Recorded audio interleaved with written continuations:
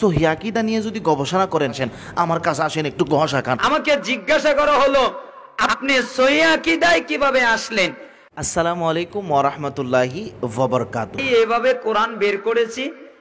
যদি আপনি সহিহ আকীদা নিয়ে যদি গবেষণা করেন, দিন রাত শেষ হয়ে যাবে, মাগার সহিহ আকীদার বর্ণনা শেষ হবে না। যেদিনকে সহিহ আকীদায় গ্রহণ করেছি আমার শরীর যা ছিল তার অর্ধেক কমে গেছে।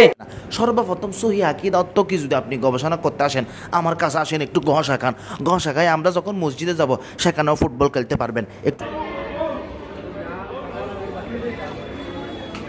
একটু নাচি দেখায় সেখানেও ফুটবল খেলতে পারবেন। দ্বিতীয় নম্বর, সব কিছু জায়েজ, শুধু আমাদের জন্য হারাম। দ্বিতীয় নম্বর, আপনি যদি সহিহ আকীদা গবেষণা করতে চান তাহলে মসজিদে না গিয়ে বেশ্যাখানায় যাওয়া আরও আফজল, বেশি ইবাদত বেশি। রাত্রে এইভাবে মসজিদে ভিড় না করে যদি বেশ্যাখানায় কাটায় তারপরও ভালো আছে। 3 নম্বরের মধ্যে যদি আসেন, আপনি বড় মাছ না কিনলে বাবা জাহান্নামে যাবে। সবচেয়ে দামি মাছ আপনাকে কিনতে হবে।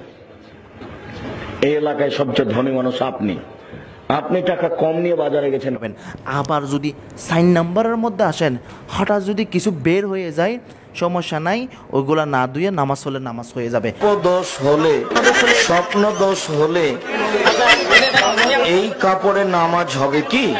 জি হবে। বাবুরে, আমি আপনাদেরকে বারবার বলি, এমন আমিন ভাইকে প্রশ্ন করবেন না, কারণ এমন গবেষণা করার জন্য আমাকে বলবেন না দিন রাত শেষ হয়ে যাবে, আমার চাকরি চলে যাবে, তারপরেও সেই গবেষণা শেষ হবে না। রাত 2টায় উঠি, ফজর পর্যন্ত কিছু সালাত আদায় করে টোরে, তারপরে গবেষণা করি, ফজরের সালাত পরে 8টা পর্যন্ত পড়ি, 8টার পরে খাবার খেয়ে 10টা পর্যন্ত ঘুমাই।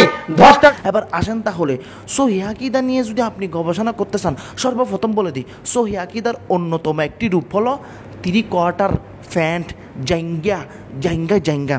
এবার আসেন, তাহলে অনেকে আমাকে গাল দিতে পারবেন না ভাই। আজকে এক ভক্ত আমাকে যখন গবেষণা করতে বলল, দিন রাত না ঘুমাই চোখ পর্যন্ত খালা করে ফেলছি শালার, তারপরও সহিহ আকীদার গবেষণা কম বলা।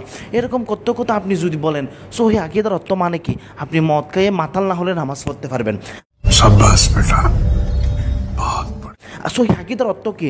বিশ্বাস করেন ভাই, সহিহ আকীদার অর্থ মানে জান্নাতি, ডারি কাফা কাফা কাফা কাফা কাফা জান্নাতি। কনফার্ম জান্নাতি है, কনফার্ম জান্নাতি है, কনফার্ম জান্নাতি है, কনফার্ম জান্নাতি है, কনফার্ম জান্নাতি है, কনফার্ম জান্নাতি है, কনফার্ম জান্নাতি है, কনফার্ম জান্নাতি है। যাক, একটু নাটক করে বললে মজা লাগে, কারণ সহিহ আকীদার কথা হলে ইমানের জজবা চলে আসে। কারণ কি জানেন, সদর বদর করে গণবত শেষরা মেসরা করে আপনি কোরআন তেলাওয়াত করলেও নামাজ হয়ে যাবে, এটাকে বলা হয় সহিহ আকীদা।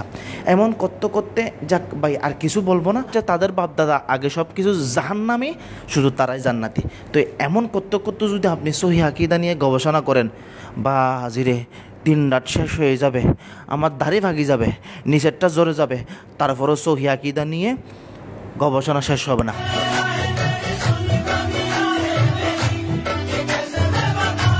না বাস, এগুলো থেকে দূরে থাকবেন।